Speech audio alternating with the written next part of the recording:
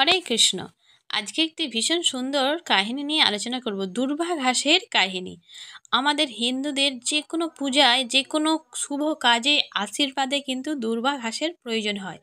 আসলে এই দুর্বা ঘাসকে কীভাবে এর উৎপত্তি হলো, আজকে সেই কাহিনী তুলে ধরব আপনাদের কাছে। দুর্বা ঘাস হিন্দুদের দেবদেবীর পূজায় দুর্বা ঘাসের প্রয়োজন হয়, কিন্তু কেন? পুরাণে এক উপাখ্যানে এর ব্যাখ্যা পাওয়া যায়। দুর্বাসুর নামে এক অসুর ছিলেন, কিন্তু সে অসুর হয়েও কৃষ্ণভক্ত ছিলেন। আর দুর্বাসুরের মা মোটেও কৃষ্ণভক্ত ছিলেন না। দুর্বাসুরের বাবা, ভাই সকলে দেবতাদের হাতে মারা গিয়েছিলেন। এই জন্য দুর্বাসুরের মা সব সময় চাইতেন দেবতাদের স্বর্গরাজ্য ধ্বংস ও দেবতারা মারা যাক।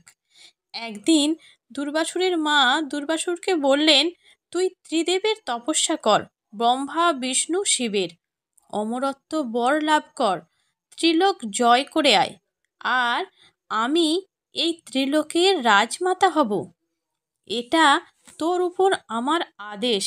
মায়ের কথা মতো দুর্বাসুর নির্জনে গিয়ে কঠোর তপস্যা শুরু করেন। 1000 বছর তপস্যা করল, কিন্তু সেই তপস্যা ভাঙল না। তার সমস্ত মাংস পচে খসে উইপোকায় পোকা মাকড় খেয়ে নিয়েছে। তার হাড়ও খসে পড়ে মাটিতে মিশে গেছে। এখনও সেখান থেকে ত্রিদেবের নাম উচ্চারিত হচ্ছে। এই সময় দেবতারাও ভয় পেয়ে গেল দুর্বাসুরের তপস্যায়। তাই তারা তার তপস্যা ভাঙার বিভিন্ন কৌশল সাহায্য নিয়েও ব্যর্থ হলো। অবশেষে ত্রিদেব এলেন দুর্বাসুরের কাছে। ব্রহ্মা তার কমণ্ডলুর জল ছিটিয়ে রক্ত মাংস এক করে আগের রূপ দিলেন এবং বর প্রার্থনা করতে বললেন।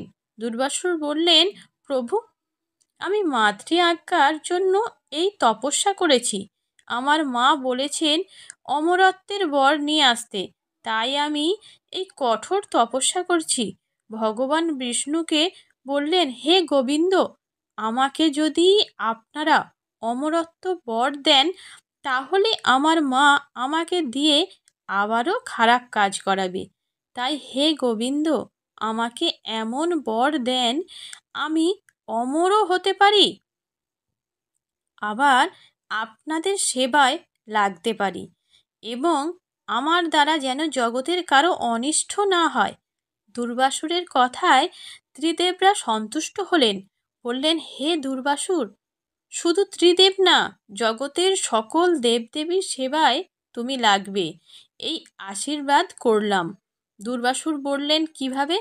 প্রভু, ভগবান বললেন, হে দুর্বাসুর, তুমি দুর্বা ঘাসে পরিণত হবে এবং সকল দেবতার পুজোয় তোমাকে প্রয়োজন হবে।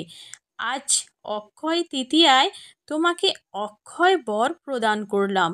জগতে সবাই মারা যাবে, কিন্তু তুমি দুর্বা ঘাস রূপী দুর্বাসুর কখনো মারা যাবে না, অমর হয়ে থাকবে এই পৃথিবীতে। পূজা করতে দুর্বার পাতা লাগে 3টি। এই 3টি পাতায় ব্রহ্মা বিষ্ণু শিব অবস্থান করেন। এই জগতে যত শুভ কাজ হবে এই ত্রিদেব ছাড়া সম্ভব নয়। তাই ভগবান বললেন, আজ থেকে যত শুভ কাজ হবে এই দুর্বা ছাড়া কোনো আশীর্বাদই হবে না। সেই থেকেই দেবদেবীর পূজায় দুর্বার ব্যবহার হয়ে আসছে। হরে কৃষ্ণ।